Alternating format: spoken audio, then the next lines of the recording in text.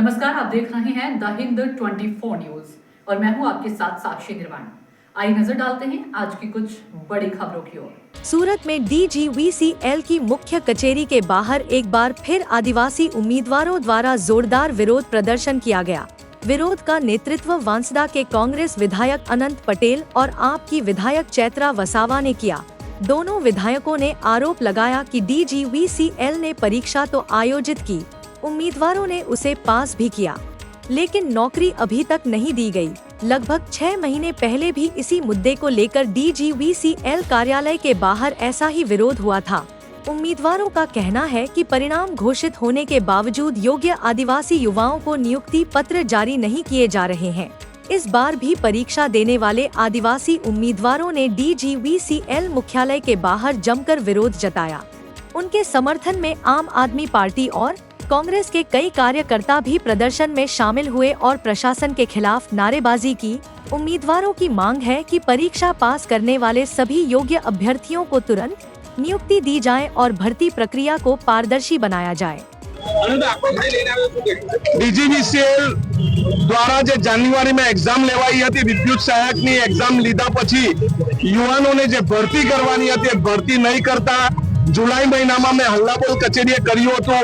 102 જેટલા યુવાનોને નોકરી મળી હતી અને આઉટસોર્સિંગમાં હજારો યુવાનોને નોકરી આપી રહ્યા છે।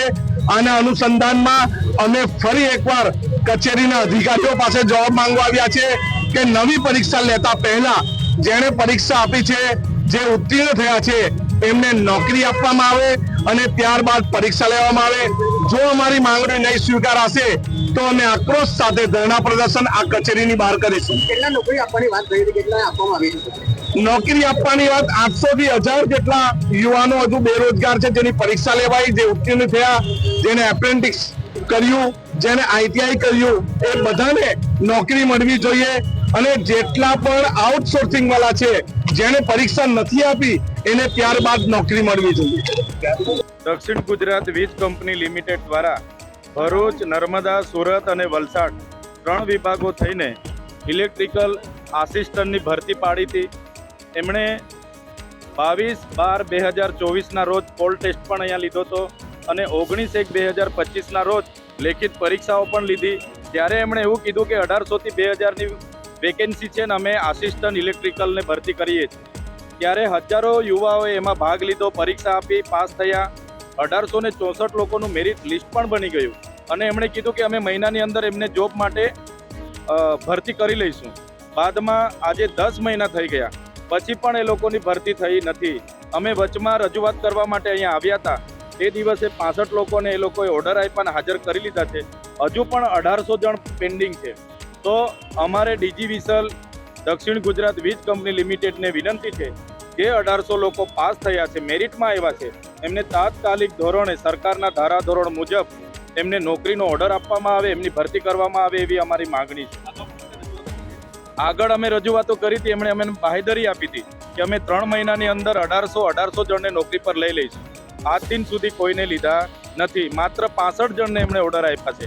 એમણે અમને જાણવા મળ્યું છે કે દિલ્હીની એક પ્રાઇવેટ કંપની છે, જે ભાજપના મોટા નેતાની કંપની છે, એને બારોબાર મેન પાવર પૂરું પાડવા માટેનો કોન્ટ્રાક્ટ આપી દીધો છે અને એ લોકો પોતાના દિલ્હી, યુપી, બિહાર અને ઝારખંડથી લોકો મંગાવે છે અને અહીંયા મેન પાવર પૂરો પાડ્યો છે। ત્યારે સ્થાનિક લોકોને રોજગારી નહીં મળશે તો અમે સખત શબ્દોમાં વિરોધ કરીશું અને જે લોકો સિલેક્શન થયા છે એમને પણ આજ દિન સુધી એમણે નોકરીમાં હાજર નથી કર્યા, જેનો અમે વિરોધ કરીએ છીએ। જો સમયે આ લોકો નિર્ણય નહીં લેશે તો અમારી આખી સુરતની ટીમ, એ ઉમેદવારો અને અમે બધા સાથે રહીને આવનારી રણનીતિ કઈ રીતના બનાવવાની છે અમે બધા નક્કી કરીશું અને આવનારા દિવસોમાં આનાથી પણ મોટા કાર્યક્રમો અમે આપીશું। હા, વલસાડના પણ ઘણા યુવાનો આ ભરતીમાં પાસ થયા છે અને અનંતભાઈ પણ ગઈ વખતે આવ્યા હતા અને આજે પણ તેઓ આવે છે। અમે બધા સાથે રહીને આવનારો નિર્ણય કરીશું, પણ એકવાર અમે આ લોકોને મળીએ છીએ, એ લોકો શું જવાબ આપે છે, પછી આવનારા નિર્ણયો અમે કરીશું। देखते रहिए द हिंद 24 न्यूज।